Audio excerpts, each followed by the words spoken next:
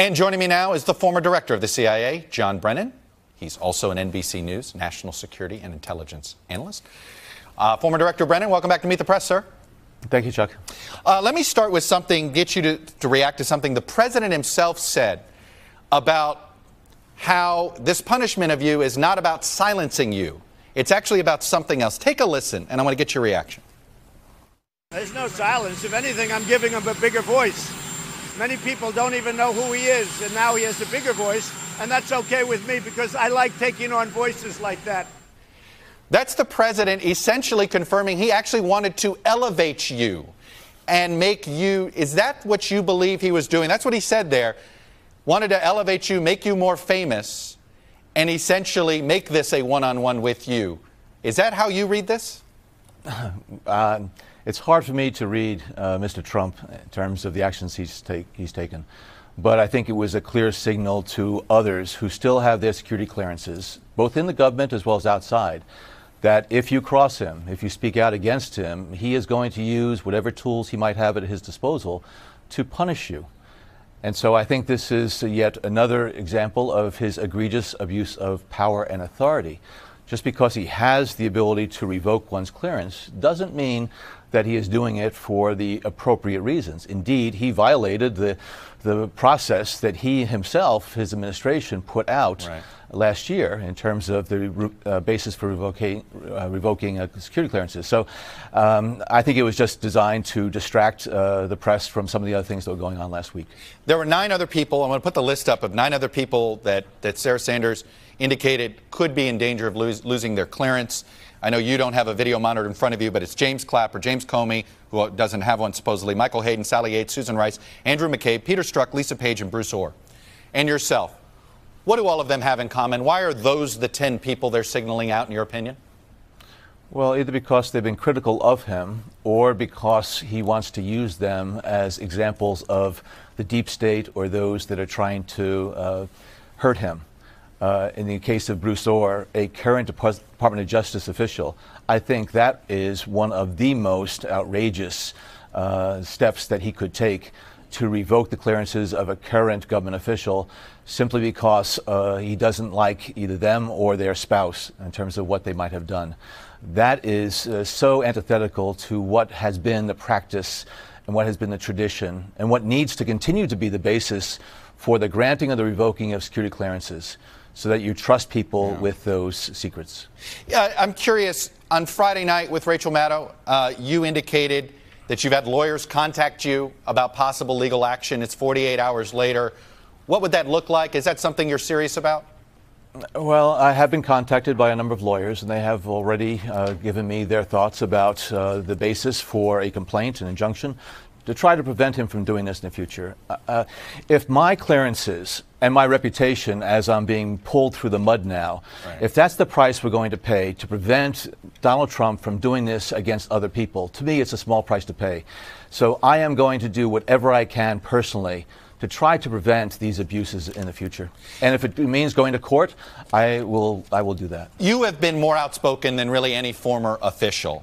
And in fact, it may be why many Republican legislatures feel comfortable taking the president's side. They believe your comments have been over the top. Do you regret essentially accusing the president of treason? Do you regret some of the things you have said?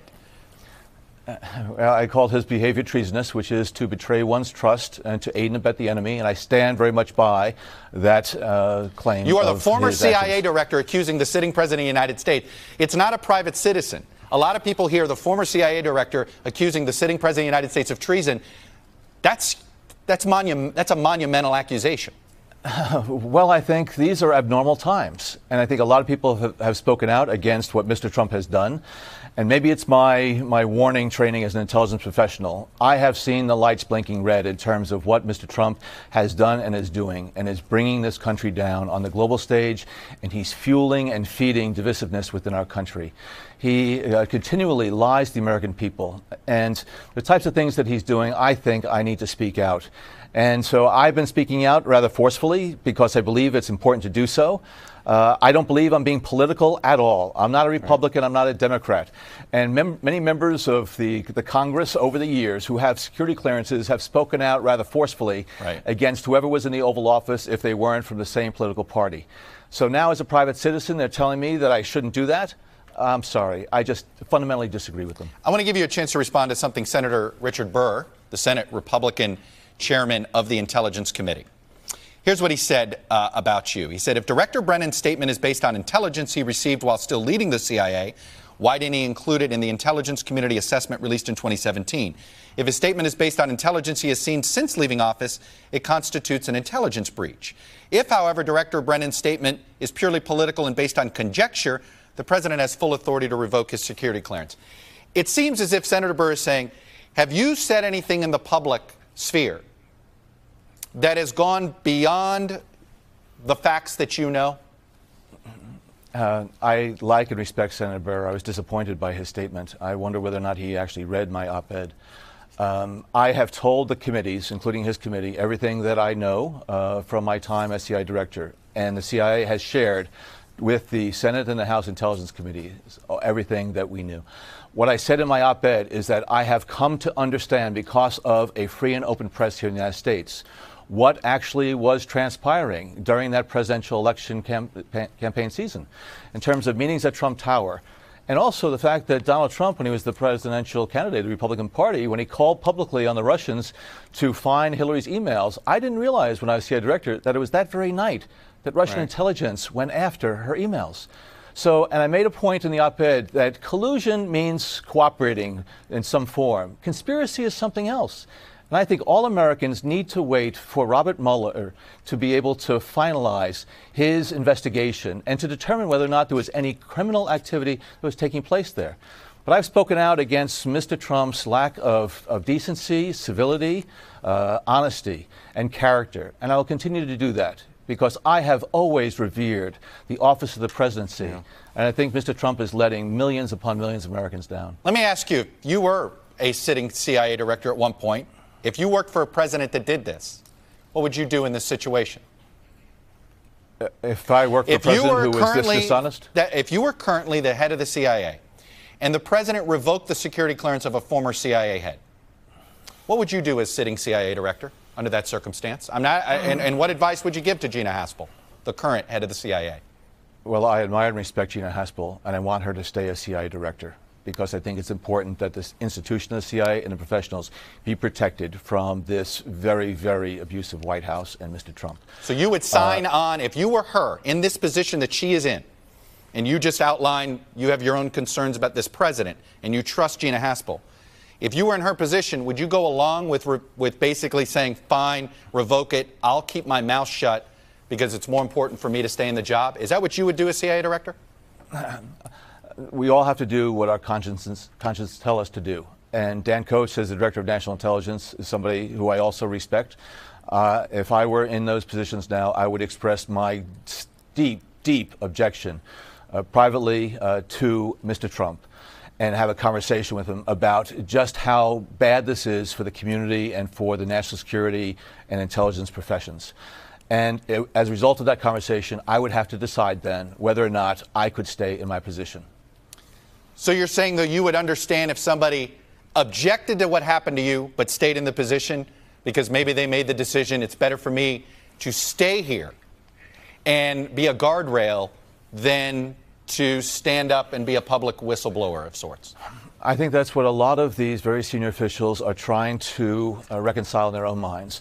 How much they can stay and be governors on Mr. Trump's behavior and how much they cannot countenance at all. People like John Kelly, his chief of staff, who I know and respect and like so much. John and I work very closely together.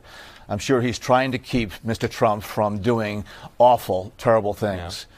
But at some point, a lot of these senior officials have to ask themselves, are they enabling this continued abusive and reckless behavior or not? And if they feel as though they're enabling it and they're not having that type of governing influence on it, I think they have to show their displeasure and their unhappiness and leave. Have you heard from Gina Haspel since this happened, or Director Coats? I have not heard from anybody in the government since this happened. I've heard from a number of former colleagues and friends expressing their support, but I was not notified before this happened by anybody in the government. I have not heard from anybody since then.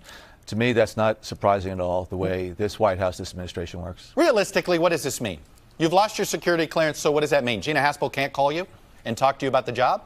Like, I mean, you know what I mean? I mean, is that really the extent of what your security clearance was for? Was, you know, that's what other CIA directors have hinted at, that in some ways it's for current directors to be able to ask former directors their opinion about certain things. Yeah, well, for me, it probably does mean that I just can't go into the agency and have conversations with people who may call me up and ask me for my thoughts and views, and that has happened in the last couple of months. But for others, former officials who are on that list, some of them serve on boards of directors that require security clearances because the companies involved deal with classified information. And this can have a very punitive, very financial hit against them.